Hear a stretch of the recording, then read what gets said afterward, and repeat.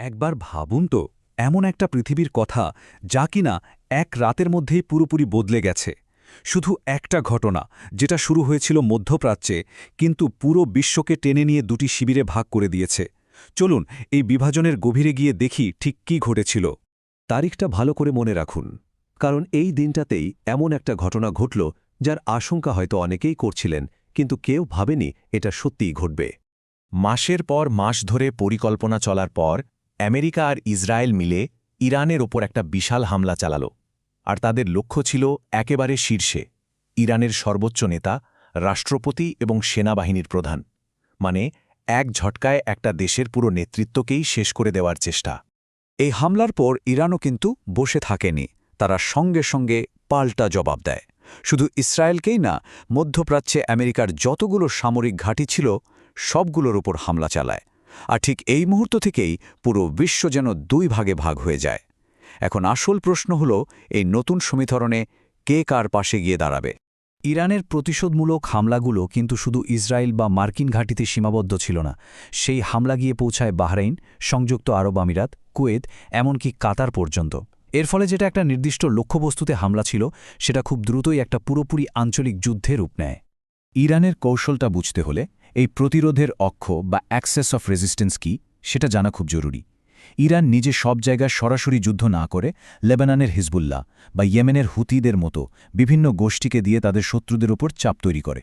যদিও সাম্প্রতিক বছরগুলোতে ইসরায়েল এই নেটওয়ার্কটাকে বেশ দুর্বল করে দিয়েছে, আর হয়তো সে কারণেই আমেরিকা এই সরাসরি হামলার সুযোগটা পেয়েছে। এই যুদ্ধটা শুরু হতেই ইরানের প্রতিবেশী আরব দেশগুলোর ওপর একটা বিরাট চাপ তৈরি হয়। তাদের একটা পক্ষ বেছে নিতেই হবে। চলুন দেখি কে কোন দিকে গেল। আচ্ছা, সংযুক্ত আরব আমিরাত বা ইউএই সিদ্ধান্ত ছিল সবচেয়ে পরিষ্কার। তারা সরাসরি আমেরিকার পক্ষ নেয়। কারণটাও খুব সহজ। ইরানের মিসাইল সরাসরি আবুধাবি আর দুবাইতে এসে পড়েছে। তাদের দেশে আমেরিকার সামরিক ঘাঁটি আছে, আর ইরানের সাথে তাদের পুরনো দ্বীপ নিয়ে ঝামেলা তো আছেই। এখানে সৌদি আরব আর ইরানের ঐতিহাসিক শত্রুতার ব্যাপারটা কিন্তু খুবই ইন্টারেস্টিং। একদিকে সৌদি আরব, যারা নিজেদের সুন্নি ইসলামের নেতা মনে করে, আর অন্যদিকে শিয়া ইসলামের কেন্দ্রবিন্দু হল ইরান। মধ্যপ্রাচ্যে প্রভাব বিস্তারের জন্য তাদের এই লড়াইটা বহু পুরনো। কিছুদিন আগে চীনের মধ্যস্থতায় তাদের মধ্যে একটা শান্তি চুক্তি হলেও এই যুদ্ধটা সেই সব পুরনো শত্রুতাকে আবার জাগিয়ে তুলেছে। তবে আরব দেশগুলোর মধ্যে যদি কারো অবস্থান সবচেয়ে জটিল আর ইন্টারেস্টিং হয়ে থাকে, সেটা হলো কাতার। কেন তাই তো? দেখুন, কাতার একদিকে হামাস বা তালেবানের মতো গোষ্ঠীর সাথে মধ্যস্থতা করে, আবার তাদের মাটিতেই রয়েছে আমেরিকার সবচেয়ে বড় এয়ারবেস। তো যখন ইরানের মিসাইল তাদের নিজেদের দেশে এসে পড়ল, তখন তাদের পক্ষে আর নিরপেক্ষ থাকা সম্ভব ছিল না। ফলে বাধ্য হয়েই তাদের মার্কিন জোটের অংশ হতে হয়। চলুন এবার একটু মধ্যপ্রাচ্যের বাইরে তাকাই, দেখি বিশ্বের অন্য বড় শক্তিগুলো মানে রাশিয়া আর চীন, তারা কি করছে। রাশিয়া শুরু থেকেই আমেরিকার এই হামলার কড়া নিন্দা করেছে। রাশিয়ার প্রাক্তন রাষ্ট্রপতি দিমিত্রি মেদভেদেভের এই কথাটা শুনলেই তাদের মনোভাবটা পরিষ্কার বোঝা যায়। ইউক্রেন যুদ্ধের পর থেকে ইরান আর রাশিয়ার সম্পর্ক বেশ গভীর হয়েছে, কিন্তু সমস্যা হল রাশিয়া ইউক্রেন যুদ্ধ নিয়ে এতটাই ব্যস্ত যে ইরানের জন্য সরাসরি মাঠে নামা তাদের পক্ষে প্রায় অসম্ভব। চীনের অবস্থানটা আরও অনেক বেশি কৌশলগত। চীন ইরানের সবচেয়ে বড় তেল ক্রেতা, তাদের মধ্যে ২৫ বছরের লম্বা চুক্তিও আছে। চীন অবশ্যই চায় যে আমেরিকার প্রভাব কমুক, কিন্তু তারা কোনোভাবেই এই যুদ্ধে সরাসরি জড়াতে চায় না। তাই তাদের সমর্থনটা পুরোপুরি অর্থনৈতিক আর রাজনৈতিক, সামরিক নয়। এবার আসা যাক ইরানের আরেক প্রতিবেশী, পরমাণু শক্তিধর দেশ পাকিস্তানের কথায়। তাদের জন্য এই সিদ্ধান্তটা নেওয়া কিন্তু বেশ কঠিন ছিল। পাকিস্তানের সিদ্ধান্তের পেছনে মূল কারণটা হল তাদের অর্থনীতি। দেশটা এখন আইএমএফের ঋণের ওপর অনেকটাই নির্ভরশীল। এই অবস্থায় তারা কোনোভাবেই আমেরিকাকে চটাতে চায় না। তাই প্রতিবেশী ইসলামিক দেশ হওয়া সত্ত্বেও পাকিস্তান এই যুদ্ধে পুরোপুরি নিরপেক্ষ থাকার সিদ্ধান্ত নেয়। এই পুরো পরিস্থিতিতে ভারতের অবস্থানটা বোধহয় সবচেয়ে জটিল, কারণ ভারত এমন একটা দেশ যার সাথে দুই পক্ষেরই খুব গভীর সম্পর্ক রয়েছে। ভারতের উভয় সংকটটা এখানেই পরিষ্কার। একদিকে ভারত ইসরায়েলের সবচেয়ে বড় অস্ত্র ক্রেতাদের একজন, তাদের প্রতিরক্ষা আর গোয়েন্দা সম্পর্ক অনেক গভীর।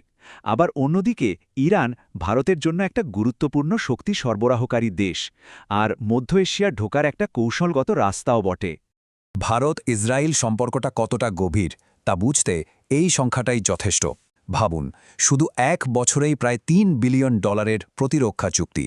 এটা তাদের সম্পর্কের গভীরতার একটা বড় প্রমাণ। শুধু তাই নয়, দুই দেশের নেতাদের মধ্যে ব্যক্তিগত সম্পর্কও কিন্তু অসাধারণ। নেতানিয়াহুর এই কথাটা সেই গভীর রাজনৈতিক বন্ধনকেই তুলে ধরে। এবার আসি ইরানের কথায়। ইরানের চাবাহার বন্দরটা ভারতের জন্য শুধু একটা পোর্ট না, এটা আসলে পাকিস্তানকে পাশ কাটিয়ে আফগানিস্তান আর মধ্য এশিয়ায় ভারতের প্রভাব বাড়ানোর চাবিকাঠি। যদি এই রাস্তাটা বন্ধ হয়ে যায়, সেটা ভারতের জন্য একটা বিরাট কৌশলগত ক্ষতি। তাহলে এই পুরো ঘটনার পর বিশ্বের নতুন মানচিত্রটা কেমন দাঁড়াচ্ছে চলুন এক নজরে দেখে নেওয়া যাক।